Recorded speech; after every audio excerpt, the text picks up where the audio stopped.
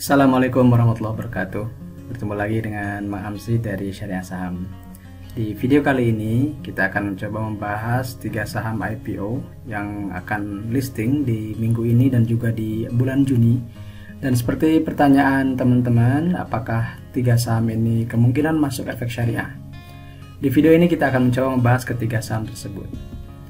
Teman-teman, bagi yang belum download aplikasi Hisa Syariah Saham, silahkan di-download di Android, di Play Store ya, dengan nama Hisa Syariah Saham. Pastikan logonya seperti ini, ada logo seperti perahu ya, teman-teman. Oke, kita cek di sini.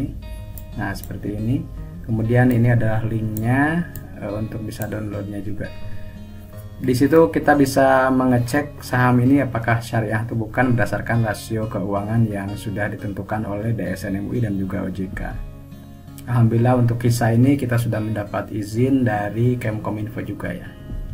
Nah, bagi teman-teman yang berminat juga untuk mempelajari tentang laporan keuangan terbaru dari 780 perusahaan yang tercatat di Bursa Efek Indonesia, teman-teman bisa langsung mengklik bit.ly/pesanmantap22. Di situ kita akan mendapatkan file Excel dan dengan puluhan rasio yang biasanya dibutuhkan oleh investor yang berbasis analisis fundamental. Nah, untuk pembahasan video ini kita akan fokus kepada 3 perusahaan yang akan listing di Bursa Efek Indonesia di minggu ini dan juga bulan Juni. Yang pertama adalah ASHA, yang kedua NPI, yang ketiga King ya. Kita akan mulai dari screeningnya dulu ya. Jadi yang digunakan metodologinya seperti yang sering diungkapkan oleh OJK dan juga DSN MUI, bahwa screening saham syariah itu dimulai dengan business screening, kemudian financial screening. Nah, business screening ini kualitatif sifatnya, apakah bisnisnya sesuai dengan syariat atau tidak, kemudian baru ke financial screening sampai akhirnya muncul menjadi efek atau saham syariah. Financial screening juga terdiri dari 2 ya, seperti biasa, ada total utang berbasis bunga dan pendapatan non halal dengan rasio persentase masing-masing. Untuk total utang berbasis bunga 45% maksimum dan pendapatan non halal maksimal 10%. Kita mulai dari ASHA dulu. Nah, ASHA ini Cilacap Samudra Fishing. Jadi perusahaannya bergerak di bidang hasil perikanan. Jadi tentunya bisnisnya ya boleh lah atau halal begitu ya. Jadi dari sisi bisnis kita anggap ini masuk ke dalam bisnis syariah, kecuali kalau misalnya nanti ada perdagangan sesuatu yang tidak dibolehkan. Nah, untuk rencana penggunaan dananya sendiri ini sekitar 75 miliar untuk pembelian persediaan ikan, kemudian 28%-nya untuk membeli hampir 100% ya saham PT JLG, Jembatan Lintas Global, yang bergerak dalam bidang perikanan. Nah, kemudian juga nanti sisanya akan digunakan untuk modal kerja perseroan dan biaya operasional kapal. Nah, untuk kebijakan dividennya sendiri ternyata ASHA ini sudah bagi dividen, meskipun belum listing sudah bagi dividen per Oktober 2021 masing-masing 1 juta per lembar saham ya. Dan juga dari sini kita dapat data dari tahun 2022, tahun buku 2022 yang sekarang akan membagikan sebanyak-banyaknya 20% dividen kalau misalnya mendapatkan keuntungan. Nah, yang kedua ada King ini Hoven Cleanindo. Kalau saya baca sekilas ini bergerak di bidang cleaning service, dan saya kira ini juga jasa yang dibolehkan ya, seperti itu.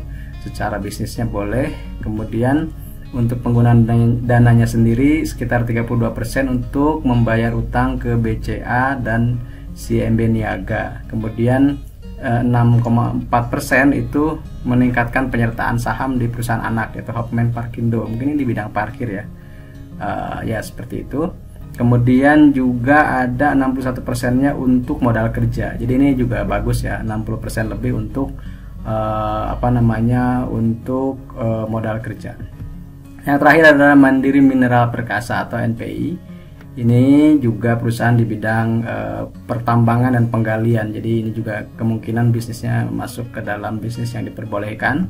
Kemudian untuk rencana penggunaan dananya sendiri, ini seluruh dananya akan digunakan untuk modal kerja perseroan ya, seperti pembelian spare part, kemudian bahan bakar dan pembayaran tenaga kerja serta hal lain-lain. Jadi ini juga untuk modal kerja ya. Nah, kebijakan dividennya untuk NPI ini juga 50% ya akan membayarkan kasnya. Wah, ini menarik ya. 2021 itu membagikan dividen 1 juta per lembar, kemudian di 2022 50% dividen kasnya itu akan dibagikan. Nah, kita akan cek dari sini, kita bisa melihat ya dari data yang tadi.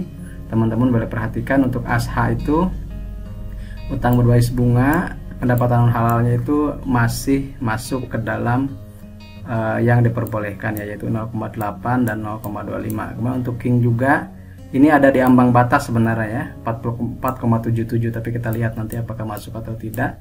NPI juga ini sangat rendah, utang berbasis bunganya, dan pendapatan halalnya pun sangat kecil. Jadi kemungkinan ketiganya ini masuk efek syariah, dan teman-teman boleh cek di sini juga ada rasio-rasio lain, misalnya ada NPM, ada ROE dan ROA. Dari situ kita bisa ngecek bahwa NPI ini yang agak menarik begitu ya, karena ROE-nya itu di atas 10%, kemudian NPM-nya di atas 20%, ROA-nya di atas 10%, meskipun PER dan PBB-nya masing-masing memang sudah di atas harga pasar.